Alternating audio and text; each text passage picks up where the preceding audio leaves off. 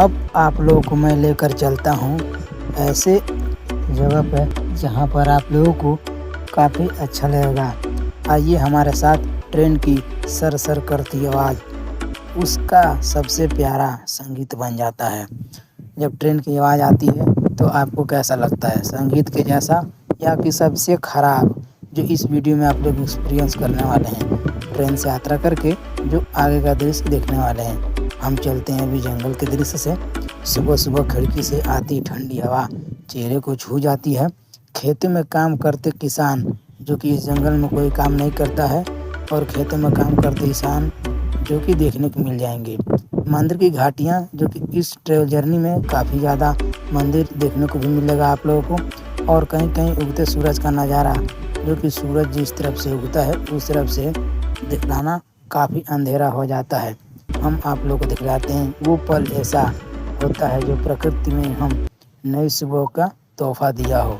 प्रकृति हमें क्या नई सुबह की तोहफा देता है इस सफ़र में, और कैसा रहता है हमारा यह सफ़र, आइए आप लोगों के साथ देखते हैं। आपको ऐसा लगेगा कि 40 घंटे के सफ़र में मैंने सिर्फ ये जंगल और ये पहाड़ ही दिखलाया हूँ, लेकिन ऐसा नहीं है। 40 घंटे में अपने पूरे सफ़र में रेलवे ट्रैक के साथ साथ कई ऐसे दृश्य आप लोग को दिखलाया हूँ जो आप लोग हैरान हो जाएंगे देखकर। इतना ज़्यादा दृश्य जो कि ट्रेन से खिड़की के बाहर होकर देखने का भी एक अलग अनुभव है।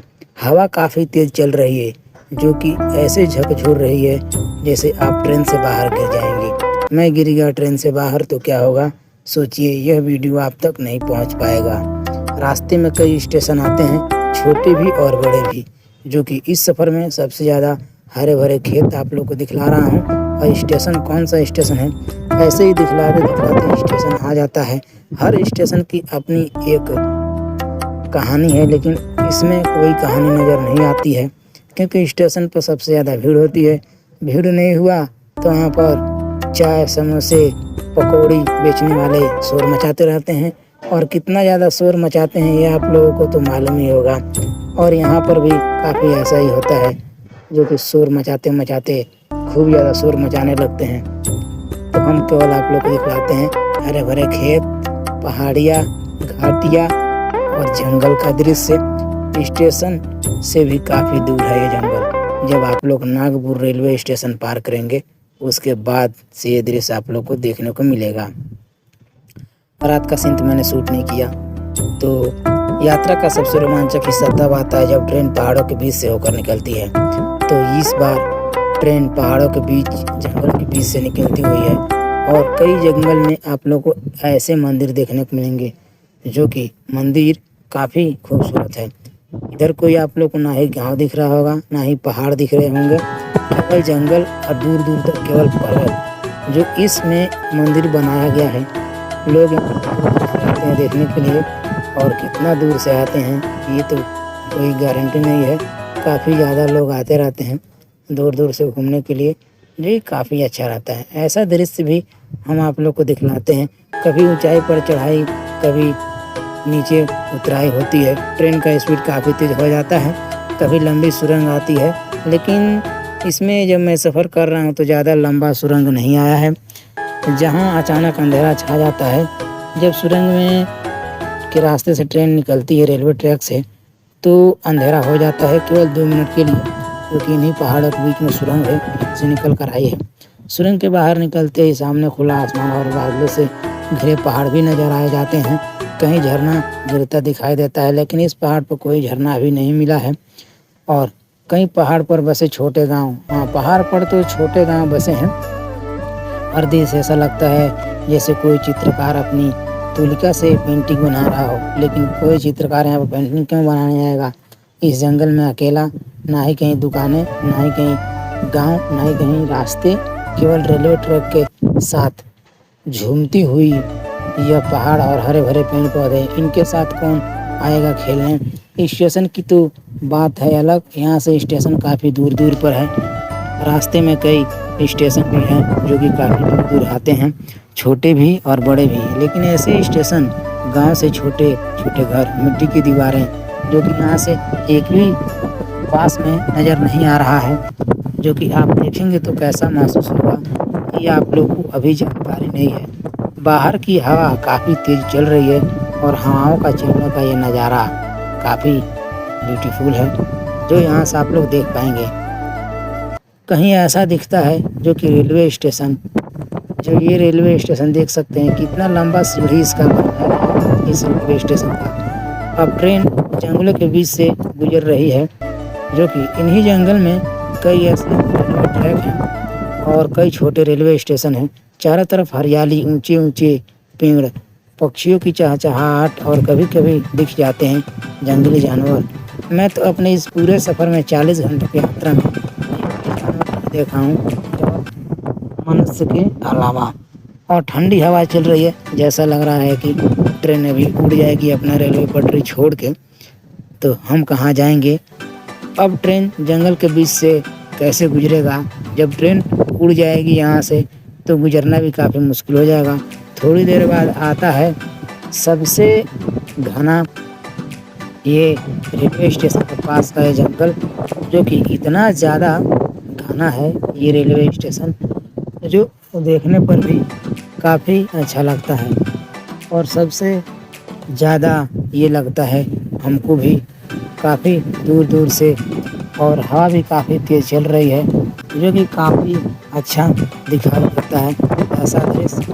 और ठंडी ठंडी हवाओं के साथ साथ इन पहाड़ों में बसे घर भी दिखाई देते हैं, जो कि काफ़ी अच्छा लगता है। मैं तो इस सफ़र में हैरान हो गया कि इतना बड़ा घाटी और जंगल मैं कैसे पार करूंगा।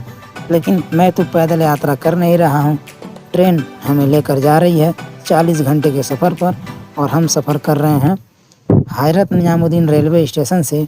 अभी मैं पिछले 2 वीडियो का लिंक आप लोग को मिल जाएगा, हमारे चैनल पर वीडियो है, जाकर देख सकते हैं, और प्ले लिस्ट में भी मिल जाएगा।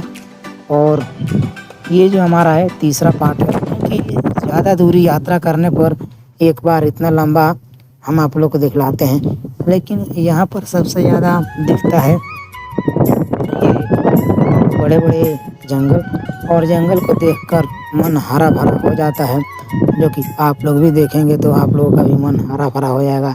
हरे भरे जंगलों के साथ, ठंडी हवाओं के साथ यहाँ का दृश्य काफ़ी अच्छा लगता है। जब खिड़की से आप लोग देखेंगे तो और भी खूबसूरत। और गेट के पास आएंगे तो यहाँ से आप लोगों को कूदने का मन करेगा, लेकिन आप कूद जाइएगा, फिर आपकी ट्रेन छूट जाएगी तो आप यहीं पर रह जाइए। कई दूर तक जाएंगे तो कोई गांव नहीं मिलेगा, तो आप इसी जंगल में खो जाएंगे, पहाड़ों पर जाकर लटके रहेंगे। और आने के बाद आगे का जो है यहाँ पर आप लोग को देखने को मिलेगा रेलवे स्टेशन।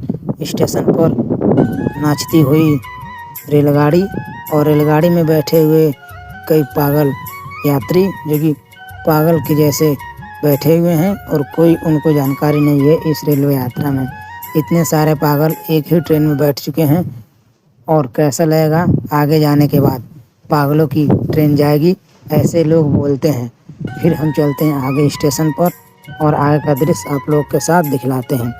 यहाँ पर ऐसा लगता है कि रेलवे स्टेशन रेलवे पटरी से किनारे बना दिया है, लेकिन हरे भरे पेड़ पौधों के साथ, और ट्रेन को छूती हुई ये बड़ी बड़ी पत्तियाँ जो निकलती हुई हैं इन घाटियों से।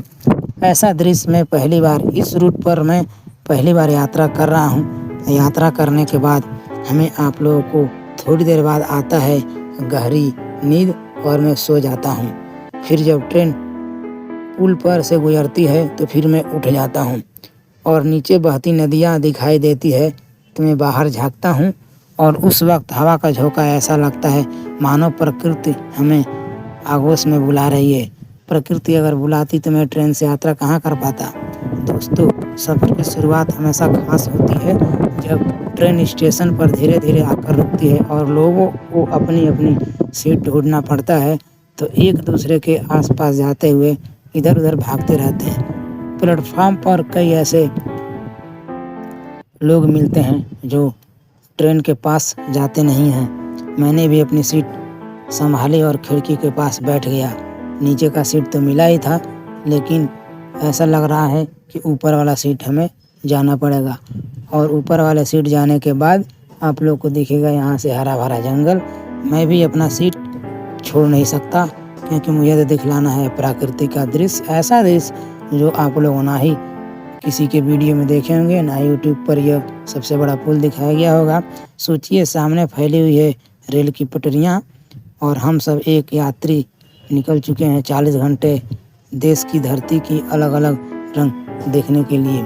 इन पहाड़ों के बीच में कौन सा रंग है? हरा भरा रंग।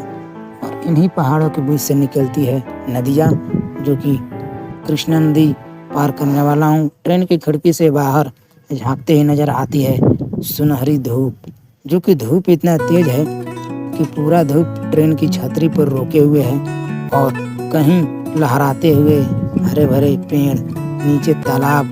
और 40 घंटे बीतने के बाद क्या होगा यह आने वाले वीडियो में ही मालूम चलेगा। अभी तो हमारा सफ़र तो शुरुआत ही हुआ है। अभी हम तीसरे चढ़ाई पर पहुंचे हैं, जो कि इस यात्रा में आनंद लीजिए। हर दृश्य को दिल को छू जाएगा और दिल बाहर निकल जाएगा, क्योंकि रेल की खिड़की से देखने वाले ये नज़ारे जीवन की अनमोल यादें बन जाएंगी, जो कि आप लोग हमेशा याद करके भूल जाएंगे।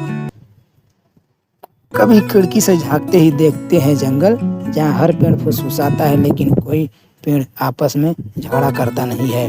और झगड़ा करने के बाद ऊंचे ऊंचे पर्वत बादलों की चादर में लिपटे और प्राकृतिक ने अपने सपनों में चुपचाप सहेजे ऐसे ही स्टेशन पर पहुंच जाता है ट्रेन की रफ्तार से संग दौड़ता दृश्य। अगर ट्रेन की रफ्तार से दौड़ता रहेगा दृश्य तो हर मोड़ पर बादल अपना रंग दिखाते रह जाएंगे। हर पल एक नया खुशी के बाद कोई यहाँ पर यात्रा करने के लिए तैयार नहीं होगा, जो कि सबसे ज़्यादा ब्रिज इधर आ जाता है रेलवे स्टेशन के पास। छोटे बड़े सब भीड़ नहीं होती है। रेलवे स्टेशन पर पहुंच चुका है ट्रेन और यहाँ से चलने वाला है। ट्रैक पर दौड़ती है रेल की हमें सिखाती है कि मंजिल से बढ़कर कोई गीत नहीं। मंजिल कोई गीत है, सफ़र का मज़ा है। और ट्रेन जब तेज रफ्तार से पटरियों पर दौड़ती है तो लगता है कि जीवन इसी तरह से आगे बढ़ता जा रहा है, लेकिन जीवन जहाँ से है वहीं रुक गया है। आगे तो बढ़ने का नाम ही नहीं ले रहा है। पीछे आने के लिए तैयार है। तो हम पहुँच चुके हैं इस रेलवे स्टेशन पर, जो कि ये रेलवे स्टेशन मैं पहले देख चुका हूँ। और यह कौन सा रेलवे स्टेशन है यह आप लोग भी देखिए। इतना ज़्यादा भीड़ नहीं रहता है रेलवे स्टेशन पर।